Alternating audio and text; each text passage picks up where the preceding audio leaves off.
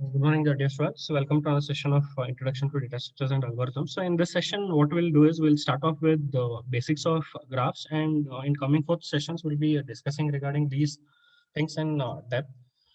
So previously, we discussed regarding arrays, which is a kind of data structures. Then we discussed regarding linked list. Then we discussed regarding stacks, queues. So next point, what we'll be discussing is another data structures, which is specified as graphs. So what does basically a graph comprise of? So as we can observe here, a graph basically comprises of two things. One is called as the vertices and one is called as the edges. So whenever we are talking about these aspects, right, there will be slight difference in the terminologies. So if you go ahead with, say, computer networks, right, they are specified as links and the nodes. So that is what they specify. Vertices are identified as nodes in few of the concepts, and edges are identified as the links. So these are just different terminologies which are utilized. So at present, what we'll be doing is we'll be going ahead with the discussion in which we'll be specifying as vertices and edges. Vertices and edges. So what are basically these things? So that we'll be discussing. Now here what happens is when we are considering the vertices can be interconnected with each other with the help of what we call as edges. Now for example, I have say three vertices which are present. So these are the vertices what we are talking of. So in our other language, it is called as the node. It's called as the node. Now, what happens is these vertices can be interconnected with each other. So this interconnection, what is present, right? This is called as a edge. This is called as a edge. So in other terminologies, it might be called as a link. So that is what is specified over here. So I have, say in this case, I have three vertices, and these three vertices can be connected in any form. So here, for example, say I'll write it as 1, 2, and 3. So vertex 1 can be connected to vertex 2. Vertex 2 can be connected to vertex 3. Now there is not necessity that there should be an interconnection between these two with the edges. So it varies. So this is what a graph comprises of vertex and the edge. So you can interconnect all the vertices with the help of the edges. Now, what are the typical operations you can look out when you're using these graphs? Now, if you just observe, right, what happens is in networking. So if you compare it with the networking, right, what happens is say you are using a system you are using a system and you are requesting something to another system. Say you might be requesting something to the another server. So what happens is this there will be no direct connection which is established between these two. But what happens is there might be some indirect path present between, say, the client and the server. So this is one system, this is another system. Say I'll just take an example that this is a client and this is a server, and you are accessing some information from the server. So what happens is directly, logically, you represent it in this form, but so as a direct path, but it is not assured that there will be no other intermediate elements which are present till you reach the server. So what happens is that request might traverse through different routers or what we call as the other nodes and all.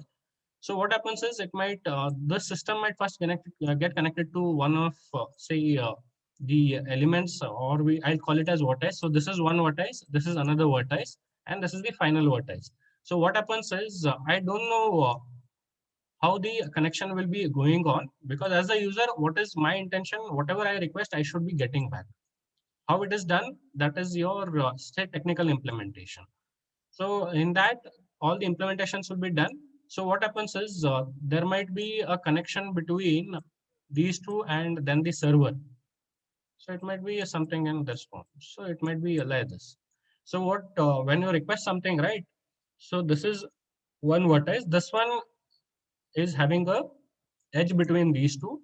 Then these two are edges, these two vertices are connected with each other, and these two vertices are connected with each other.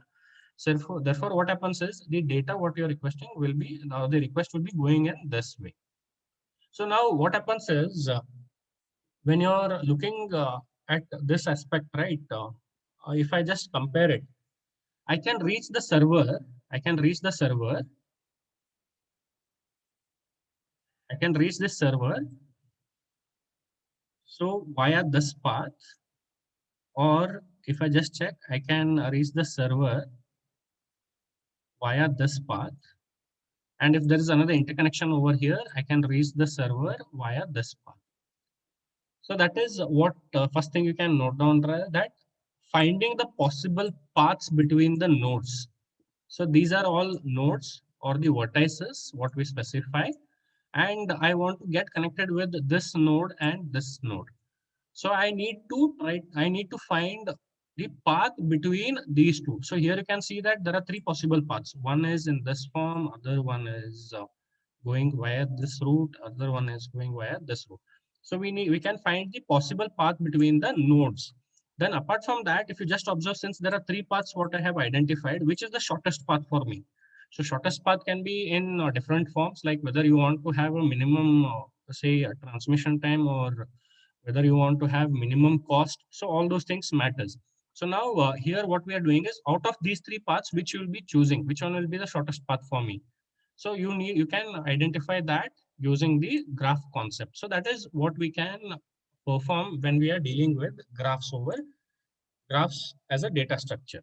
So that is one of the basic utilizations what we can look out when we are dealing with graphs.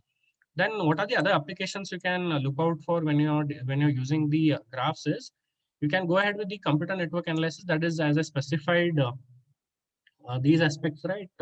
When a client requests something to the server, then you want to do some analysis telling that how much time it is taking, or how many number of elements are present till I reach the server. So all those things, if I want to do, I can go ahead with those analysis.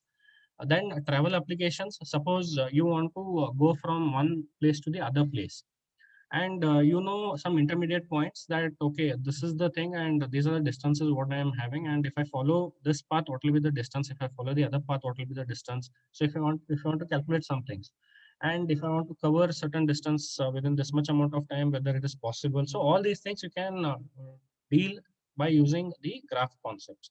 So then apart from that, you can look in for gaming concepts, you can look in for chip designing aspects.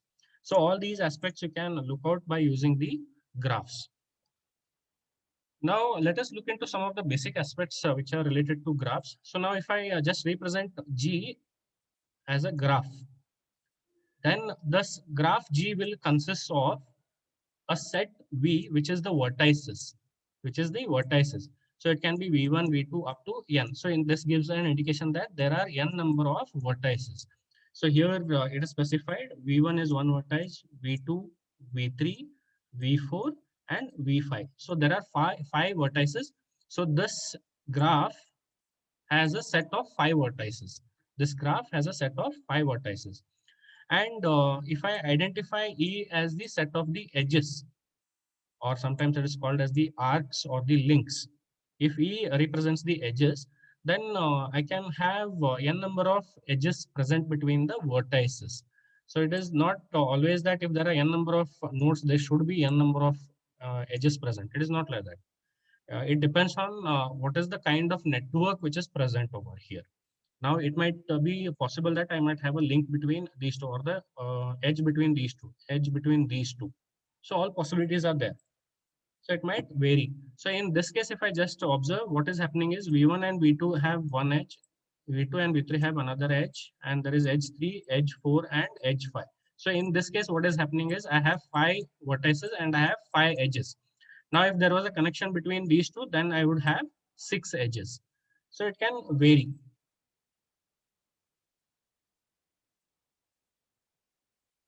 So here in this, I have set of vertices. The graph will consist of a set of vertices, which is identified by capital V, and set of edges, which is identified by capital E.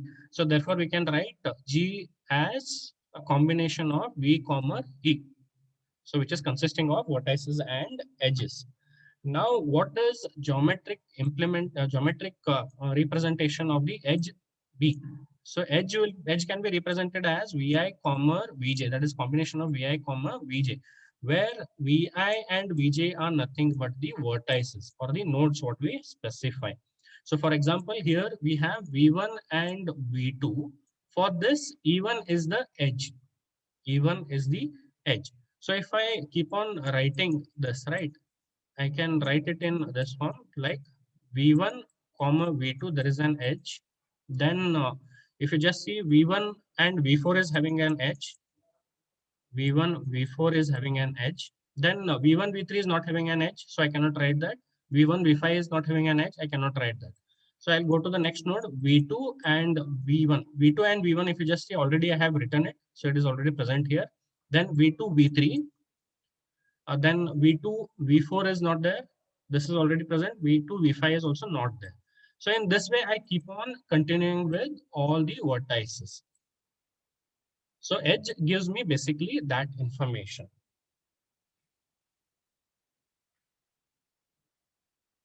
So in next session, what we'll do is we'll be discussing in depth regarding what is meant by a directed queue, what is meant by, sorry, a directed graph, what is meant by a simple graph. So all these aspects we'll be discussing and what are the operations we'll be performing on all these aspects. So that is what we'll be looking in the coming fourth session. So let us meet in the next session. Thank you.